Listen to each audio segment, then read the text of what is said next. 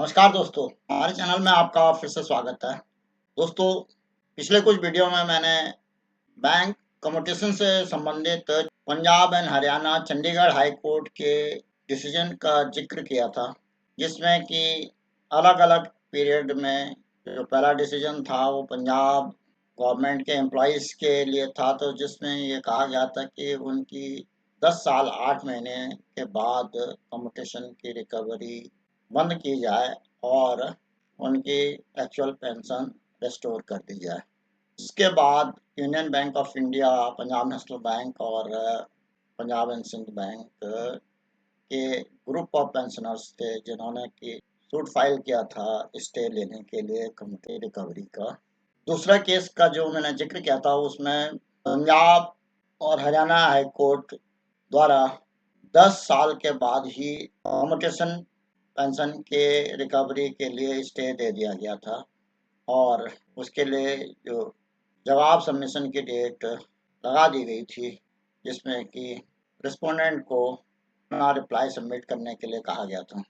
दोस्तों, इस संबंध में अब स्टेट बैंक की जो पेंशनर्स की फेडरेशन है, उसके द्वारा भी एक letter DMD State Bank of India के कॉर्पोरेट सेंटर को लिखा गया है कि कम्यूटेशन का जो अमाउंट है उसको रिव्यू कर दिया जाए और उस संबंध में जो लेटर लिखा गया है उसको मैं आपके सामने डिस्कस करूंगा और चर्चा करेंगे कि क्या इस लेटर का मीनिंग है। यद्यपि ये लेटर 4 पेज का है, इसमें जो मुख्य बिंदु हैं उन पर ही हम नज़र डालेंगे। दोस्तों, कम्यूटेशन का मैटर अब आज की डेट में काफ़ी इम्पोर्टेंट हो गया है, जिसको कि ध्यान में रखते हुए federation of SBI pensioners association द्वारा अपने लेटर 20/24-25 6 जून 2024 का ये लेटर है को एड्रेस किया गया है DMD 4 and CDO SBI corporate centre Mumbai. Respected sir, pension public family pension reform. अब इस में क्या रिफॉर्म करना चाह रहे हो ये इसके बारे में ये 4-5 पेज का लेटर है, लेकिन मैं इसके कुछ इम्पोर्टेंट पहलू पर ही बात करूंगा। तो ये फर्स्ट पैरा में इन्होंने लिखा है कि pensioners and family pensioners of State Bank of India are being discriminated against on different matter vis-a-vis pensioners of the government department and other entities in the banking industry.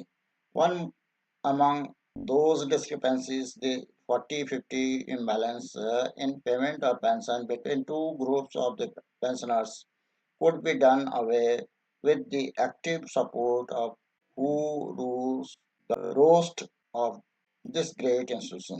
But there are other issues to be settled to deliver justice to the pensioners and family pensioners of State Bank of India. The following two issues have already been taken up by us, included in the discussion of last corporate center level structured meeting held on 27th October 2023 at Indore. A. Extending the compassion period of paying full pension to a family pensioner from 5 years to 7 years, as is prevailing in other banks and department of government of India. तो ये जो काफ़ी important issue है जिसमें कि 5 साल के बजाय 7 साल के फैमिली पेंशन का प्रोविज़न के लिए डिमांड की जा रही है। अगर कोई व्यक्ति अपने सर्विस के पीरियड में स्वर्गवास हो जाता है तो उसके फैमिली पेंशनर्स को अभी स्टेट बैंक में 5 साल तक फुल पेंशन मिलती है और उसके बाद फैमिली पेंशन शुरू हो जाती है।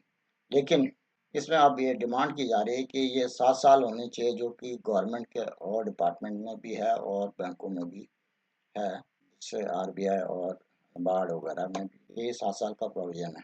Be stoppage of deducting the commutation value from family pensioners during the period of compassion. Such deductions are not made elsewhere and is being done here in violation of the clear instructions issued by the government of India. जैसे कि दोस्तों इस मामले में कई courts ने भी decision दे दिया है कि जब कभी भी पेंशनर्स की डेथ हो जाती है तो फैमिली पेंशनर्स से उसके कम्यूटेशन के अमाउंट का कोई डिडक्शन नहीं होना चाहिए। लेकिन स्टेट बैंक में अभी भी चल रहा है, तो इसको हटाने के लिए भी उन्होंने रिक्वेस्ट किया था लास्ट मीटिंग में, वो अभी तक लागू नहीं किया गया। Now we submit the following issues: value और commutation and restoration of commuted value of pension. जैसे कि मैंने कहा कि अभी कोर्ट के केसेस के बाद ये इशू काफ़ी इम्पोर्टेंट हो गया है, और स्टेट बैंक के पेंशनर्स के लिए तो ये और भी ज़्यादा इम्पोर्टेंट है, क्योंकि जो स्टेट बैंक के पेंशनर्स को कम्यूटेशन अमाउंट मिलता है वो और बैंकों के मुकाबले कम मिलता है, और डिडक्शन बराबर होती है। इस संबंध में उन्होंने ये रेफरेंस दिया है कि पुराने जो हमारा कम्यूटेशन का अमाउंट था वो पुराने बैंक के सिस्टम के हिसाब से था, जो कि कम था, जिसका कंपैरिजन की इस टेबल से उन्होंने किया है। For comparison we give below the following table commutation factor for SBI vis other bank. ये टेबल कई बार डिस्कस कर चुके हैं, फिर से इसको रिपीट किया है। Age age on next birthday, यदि 51 की एज है तो ये एसबीआई में जो कम्यूटेशन फैक्टर है 9.81 है, जो कि अदर बैंक में 12.95 है। इसी ढंग से 52 की एज में 9.48 है एसबीआई में, अदर बैंक में 12.66 है। 53 की एज वाले को 9.15 है, अदर बैंक में 12.35 है। 54 की एज में 8.82 है एसबीआई में, जबकि अदर बैंक में 12.02 है, 05 है। 55 की एज में 8.5 है और अदर बैंक में 11.73 है। 56 की एज में 8.17 है, जबकि अदर बैंक में 11.42 है। ऐसे ही 57 की एज में 7.85 है, जो कि अदर बैंक में 11.10 है। 58 की एज में 7.53 है, जो अदर बैंक में 10.78 है। 59 की एज में 7.22 है, जो कि अदर बैंक में 10.46 है। 60 की एज में 6.91 है एसबीआई में, जबकि अदर बैंक में 4.13 है। 61 की एज में, जो कि नॉर्मली सभी पेंशनर्स के केस में लागू होता है, तो 6.660 है, जबकि अदर बैंक में 9.381 है। तो इस ढंग से ये फैक्टर जो है 3.21 का डिफरेंस है दोनों में, और ये डिफरेंस आगे जाकर के 62 की एज वाले के केस में 6.30 एसबीआई में है, तो 9.40 अदर बैंक में। इस कम्यूटेशन के फैक्टर की वजह से भी जो डिफरेंस आता है वो इस प्रकार से उन्होंने एनालाइज किया है। As a result, SBI pensioners are getting a much lesser amount of commuted value. The calculation, as an example given below, surely is an eye-opener. An employee retiring at 60 years of the age with value of pension of 300, his commuted value of pension will be 100. In case of the pensioner of the other bank, 100 multiplied by 981 multiplied by 12 is equal to 11,772. In case of SBI, 100 multiplied by 6.60 multiplied by 12 equal to 7,920. तो इससे जो commutation amount का जो difference है वो, so the difference is commuted value per 100 comes to rupees 3,852. The difference will be jaw-dropping amount if calculated on the actual pay of senior most subordinate staff, clerical staff, or supervising staff, which cannot be calculated as some component of the pay as per 12th bipartite wage settlement are yet to be disclosed. तो ये simple एक example से उन्होंने बताया कि यदि 100 रुपये का कम्यूटेशन होगा अमाउंट, तो उसका 3,852 रुपये का डिफरेंस आ जाता है। तो इस हिसाब से आप देखिएगा कि यदि किसी के 10,000 की कम्यूटेशन की वैल्यू होगी तो उसका 3,85,200 का डिफरेंस आ जाएगा। तो इस ढंग से ये काफ़ी बड़ा डिफरेंस हो जाता है, और जिसको कि बार बार टेकअप किया गया, लेकिन उसको कई कमिटीज़ में भी डिस्कस किया गया, लेकिन इस एनएमएलई को अबॉलिश नहीं किया गया। इसमें उन्होंने मुर्मू कमेटी का भी डिस्कशन किया है और अभी जो रिसेंटली जो फाइनेंस डिपार्टमेंट की कमेटी थी उसका भी डिस्कशन किया, लेकिन उसमें अकोमोडेशन का अमाउंट को चेंज नहीं किया गया और अभी तक वो बरकरार है। इस संबंध में जब एसबीआई की बात आती है कि यदि जब पेंशन का कम्यूटेशन अमाउंट के जो कम्यूटेड वैल्यू है वो काफ़ी कम है, तो उसका रिपेमेंट का जो पीरियड है उसको तो कम किया जाना चाहिए, लेकिन ना इस संबंध में अभी तक कोई एक्शन नहीं लिया गया। अब कोर्ट के डिसीजन के बाद इस पॉइंट को फेडरेशन द्वारा काफ़ी प्रोमिनेंटली लिया जा रहा है, जिसमें कि उन्होंने ये बी पॉइंट में लिखा है, restoration of commuted value of pension. The period of restoration of commuted value was fixed long ago when the interest rate were much higher, say 12%, than the present day rate of interest. Hence, the period of recovery has become subject of scrutiny. While accepting non-royalty, the Gujarat government has already reduced the recovery period from 15 years to 12 years. Why wide their resolution number NBT 10/2010 oblique D oblique 166 oblique P dated 12th October 2022। इस संबंध में मैंने पहले ही video बनाया था जिसमें कि मैंने इस लेटर का जिक्र किया था, उसको रिपीट करने की ज़रूरत नहीं। गुजरात गवर्नमेंट ने ऑलरेडी कम्यूटेशन के पीरियड की रिकवरी 15 साल से घटा करके 12 साल कर दी है।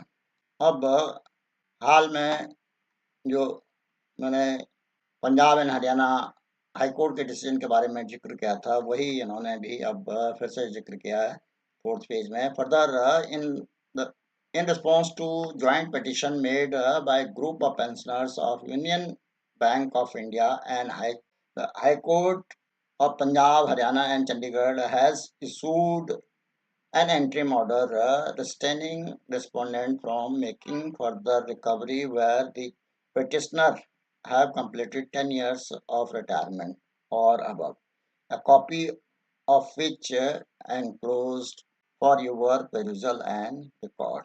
It is obvious that the judiciary has weighed the balance of the convenience while passing the interim order.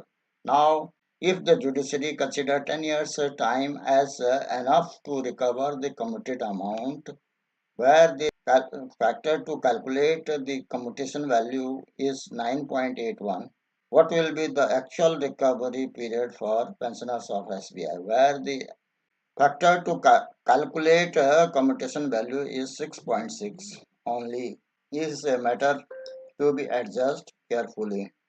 If it has already been shown above that per rupees 100 pensioners of the other bank are getting rupees 11,772 while SBI pensioner is getting rupees 7,920 at the time of retirement.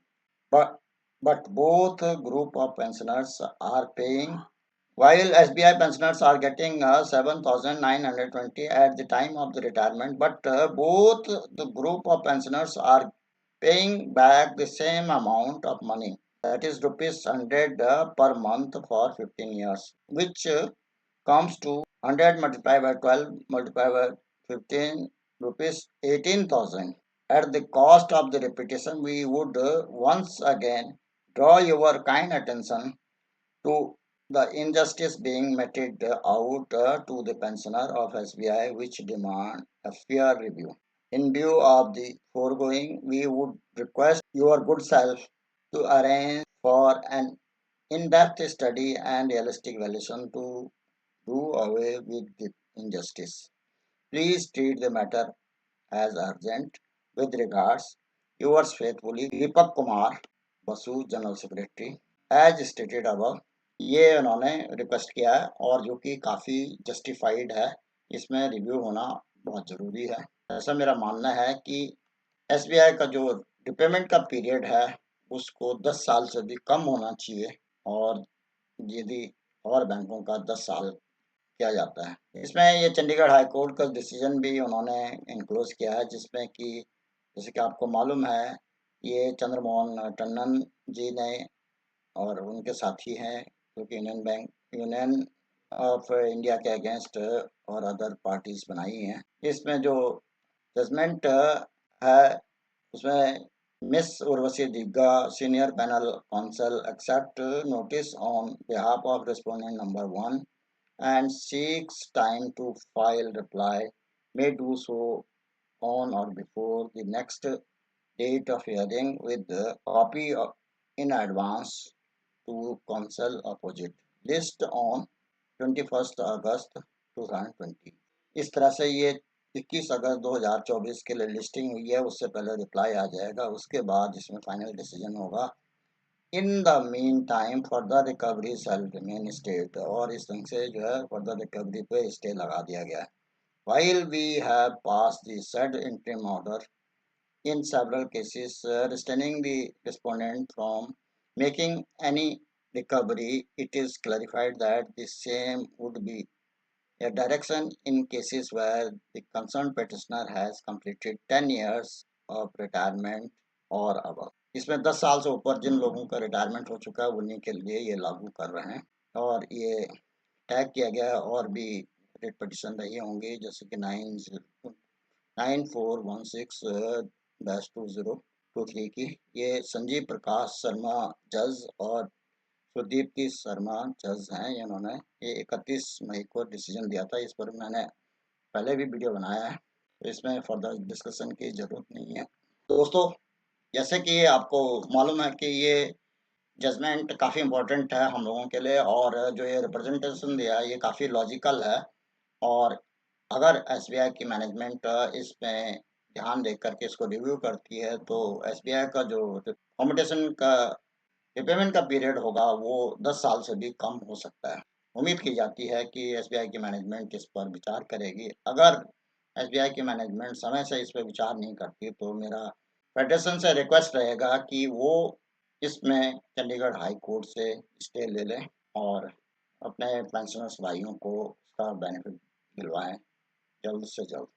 आशा है कि SBI federation इस पे जल्दी से decision लेगी। दोस्तों, आज के इस वीडियो में मैं इतना ही कहना चाहता था। आशा है इस वीडियो में दी गई जानकारी से आपको लाभ होगा और आपको पसंद भी आई होगी। अगर पसंद आई तो इसको लाइक करें, साथ ही अपने दोस्तों में शेयर भी करें, और कोई जानकारी चाहिए तो उसके लिए कमेंट अवश्य करें। फाइनेंशियल लिटरेसी से संबंधित, बैंक से संबंधित, बैंक पेंशन से संबंधित या गवर्नमेंट की स्कीम के बारे में जानने के लिए इस चैनल को सब्सक्राइब करें। अगर आपने ये चैनल अभी तक सब्सक्राइब नहीं किया, नए नए वीडियो के जल्द नोटिफिकेशन के लिए बेल आइकन दबाना ना भूलें। वीडियो को अंत तक देखने के लिए धन्यवाद। जय हिंद, वंदे मातरम।